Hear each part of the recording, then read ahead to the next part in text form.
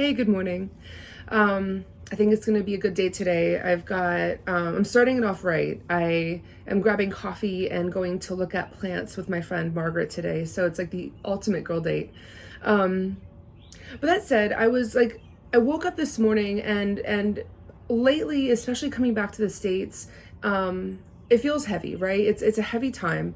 There is a very fucking fine line between maintaining your mental health and staying informed, right? It's like you want to stay on top of things, but to the point where it doesn't overthrow your entire fucking day and make you feel like we're doomed, right? Which we're creeping closer to that every day.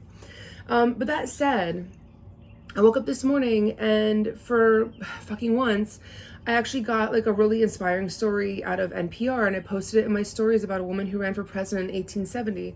And I realized it's like there needs to be a balance in our news cycle if we are going to attune to it. And yes, I understand that like Delulu is an island that you need to only go to like once in a while. But there needs to be a balance between informative and inspiring. And it's important because the human spirit is very fragile. It's resilient, but it needs balance. And I want to talk to that today because today is also the first quarter moon cycle and it's in Gemini, which I fucking love. Like it's actually perfect for this whole reading. I'm actually doing a little micro reading today. But it's the point of this video because to stay informed and to stay on top of things keeps you responsible and keeps you a step ahead in a way as much as you can be. But staying inspired and being inspired is much more important. It helps us get through our day. It helps us come up with a plan, which is what our current government definitely does not want. But it makes us see the future and it gives us hope, right? And there is not a lot of hope, out of what we're seeing out of Washington at this point. And I want to point that out. And so I read this story and I felt inspired and I was like, fuck, like that is what is needed.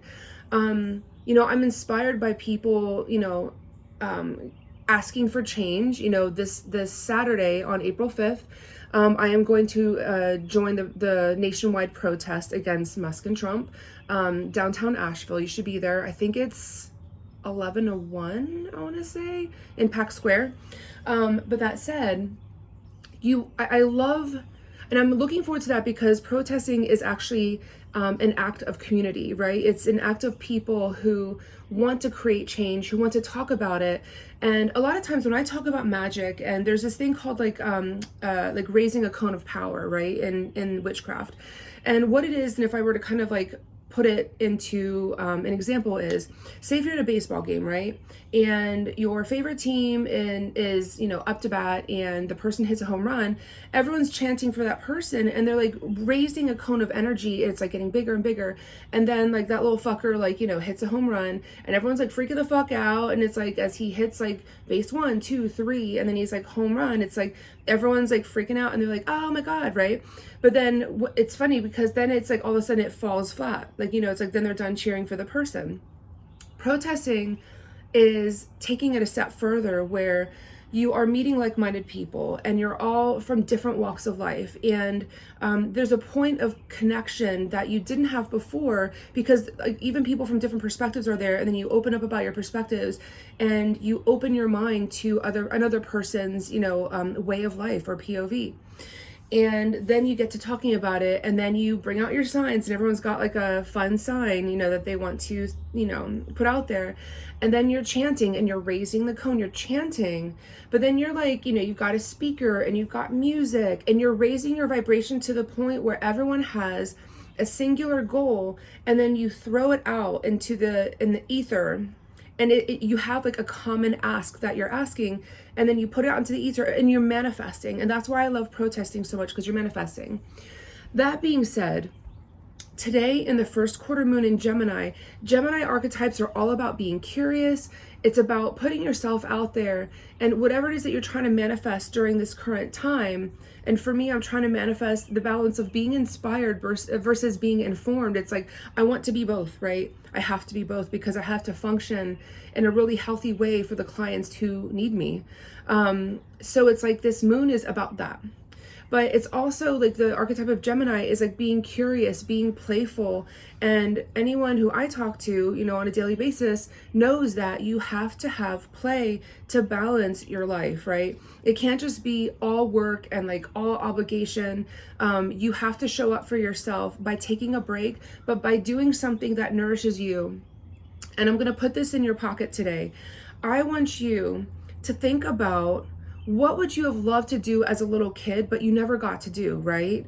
You know, what are some ways that you needed to be nourished, or some ways that you wanted to play and never got to do that?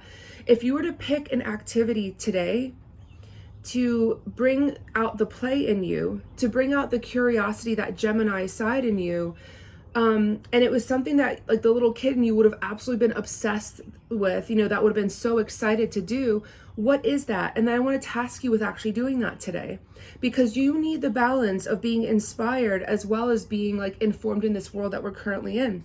So I pulled a card, and I like this card. This is the Pagan Underground, but I pulled the Page of Pentacles. And the Page of Pentacles card, like Pentacles is, I'm pulling a singular card for today. But the Page of Pentacles, Pentacles are about self-worth, or about like building yourself up, you know, and then the Page is an energy of curiosity.